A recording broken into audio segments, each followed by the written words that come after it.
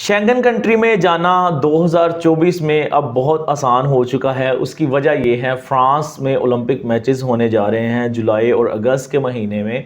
और जिन लोगों की एक या दो कंट्री की ट्रैवल हिस्ट्री है, बैंक स्टेटमेंट अच्छी है, एनटीएन पुराना बना है, उनके लिए बहुत अच्छा चांसेस हैं कि वो फ्रांस का वीज़ा अप्लाई करें ओलंपिक मैचेस की, फुटबॉल की या किसी भी और मैचेस की टिकट परचेज़ करके और उसके बिहाफ पर वीज़ा अप्लाई करें तो बहुत ज़्यादा चांसेस हैं वीज़ा लगने के। अस्सलाम वालेकुम व्यूअर्स, मैं हूं फैसल सदीक ट्रैवल से और आज आपको मैं बताऊंगा कि अगर आप भी शेंगन कंट्री में एंटर होने के ख्वाहिशमंद हैं तो आप किस कंट्री का इंतखाब करें, उसकी वजह क्या है और आपकी वीज़ा रेशो क्यों अच्छी हो जाएगी। जिस तरह के मैंने आपको पहले बताया कि फ्रांस में पेरिस में ओलंपिक मैचेस होने जा रहे हैं जुलाई और अगस्त के महीने में। अगर हम गुज़िश्ता ममालिक में देखें, जिस तरह रिसेंटली कतर में मैचेस हुए थे, इसके अलावा रशिया में मैचेस हुए थे, तो जब भी किसी कंट्री में मैचेस होते हैं इस तरह के ओलंपिक, तो यहाँ तो वो वीज़ा फ्री एंट्री कर देते हैं या उनकी जो वीज़ा रेशो है वो बहुत अच्छी हो जाती है।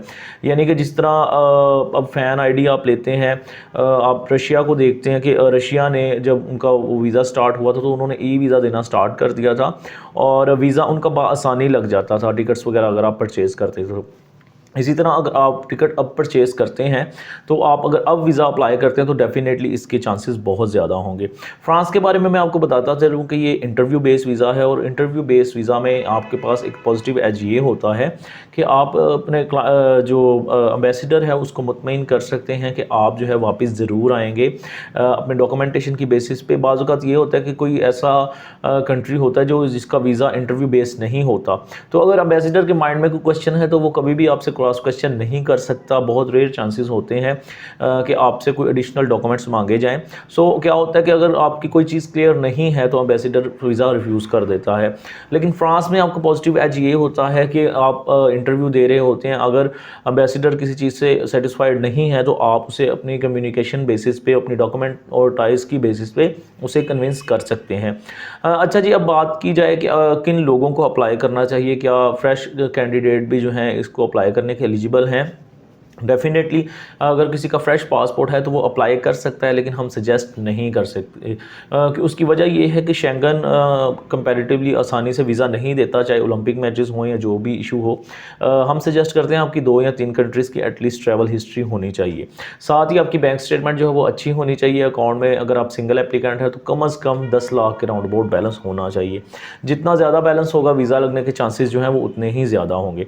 इसके अलावा आपका एनटीएन जो है वो जितना पुराना होगा वीज़ा लगने के चांसेस उतने ही ज़्यादा होंगे, क्योंकि एनटीएन पे कभी भी जो डेट है वो चेंज नहीं हो सकती। हाँ, गोशवारे आप जिसे हम टैक्स रिटर्न्स बोलते हैं वो 2 साल पुरानी कर लें, 3 साल पुरानी कर लें, लेकिन एनटीएन पे आप कभी भी डेट चेंज नहीं कर सकते। अच्छा जी, अब बात की जाए डॉक्यूमेंटेशन प्रॉपर इसके लिए कौन सी चाहिए। बैंक स्टेटमेंट चाहिए, पासपोर्ट चाहिए होता है, आईडी कार्ड की कॉपीज़ चाहिए होती हैं, तस्वीर चाहिए होती हैं, एफआरसी जिसे फैमिली रजिस्ट्रेशन सर्टिफिकेट कहा जाता है जो कि आपको नादरा से मिलती है वो चाहिए होती हैं। और इसके अलावा आप एडिशनल डॉक्यूमेंट भी सपोर्टिंग डॉक्यूमेंट के तौर पर लगा सकते हैं। प्रॉपर्टी का डॉक्यूमेंट लगा सकते हैं, चैम्बर का सर्टिफिकेट लगा सकते हैं, और साथ अगर कोई एग्रीकल्चर या कमर्शियल प्रॉपर्टी है या कोई गाड़ी है आपके नाम पर तो उसके भी डॉक्यूमेंट्स आप जो है वैल्यूएशन के साथ लगा सकते हैं। इससे आपके वीज़ा के चांसेस बढ़ जाएंगे। अच्छा जी, अब एक बहुत ही कॉमन इशू जो कि तकरीबन सभी लोगों को अभी फेस करना पड़ रहा है वो ये है कि फ़्रांस की अपॉइंटमेंट आप किस तरह से बुक कर सकते हैं। फ़्रांस की करंटली अपॉइंटमेंट बुक करने के 2 रास्ते हैं। पहली बात तो मैं आपको बताता चलूँ कि फ़्रांस की अपॉइंटमेंट जो है AEG ऑफिस जो है वो इसको डील करता है अपॉइंटमेंट बुक करने के लिए। अपॉइंटमेंट आप वहाँ से लेंगे, लेकिन जो इंटरव्यू होगा वो आपका डायरेक्ट एम्बेसी में होगा।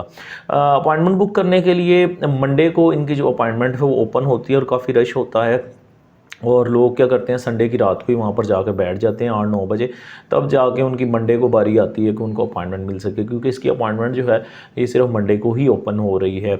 और दूसरा तरीका ये है कि अपने पासपोर्ट स्कैन करके एम्बेसी को मेल करना होता है कि हमें फ़लाँ वीज़ा कैटेगरी और हमारा जो है अपॉइंटमेंट हमें मिलनी चाहिए। फिर आपको एम्बेसी की तरफ से मेल का वेट करना पड़ता है कि आपको कब जो है वो अपॉइंटमेंट मिले, उसके बाद आप वीज़ा अप्लाई करते हैं।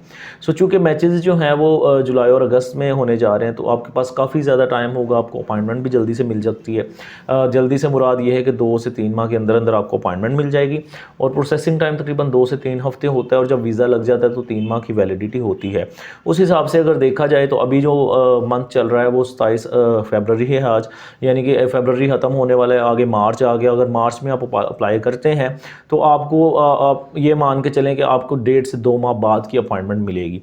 यानी कि मार्च की अपॉइंटमेंट मुश्किल से मिलेगी, अप्रैल की अपॉइंटमेंट आपको मिलेगी, और जब उसका प्रोसेस स्टार्ट होगा तो वीज़ा लगते लगते मार्च, अप्रैल और फिर जून तक आप अपना एस्टिमेटेड टाइम रखें कि आपका जो है वीज़ा जून तक जो है वो लग सकता है।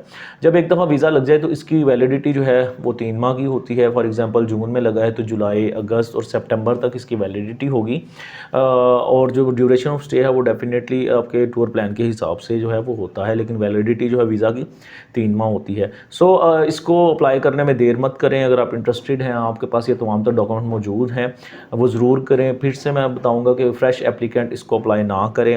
हाँ, अगर किसके टाइज बहुत स्ट्रॉन्ग है, बैंक बैलेंस बहुत अच्छा है, बिज़नेस बहुत पुराना है, एनटीएन बहुत पुराना है, तब आप डेफिनेटली इसको अप्लाई करें। लेकिन अगर आपके पास ये तमाम तर डॉक्यूमेंट अभी फ्रेश हैं तो आप अप्लाई ना करें, वीज़ा लगने में दुश्वारी होगी। अगर आप फ्रांस से के वीज़ा से रिलेवेंट कोई भी इन्फॉर्मेशन लेना चाहते हैं तो इस दिए गए नंबर पर आप मुझे सुबह 9 से लेकर शाम 5 बजे तक ऑफिस टाइम पे कांटेक्ट कर सकते हैं। हमेशा की तरह हम आपको वैलिड और प्रॉपर इन्फॉर्मेशन प्रोवाइड करते रहेंगे। एक नई वीडियो के साथ आपके सामने दोबारा हाजिर होंगे, तब तक के लिए खुदा हाफिज़।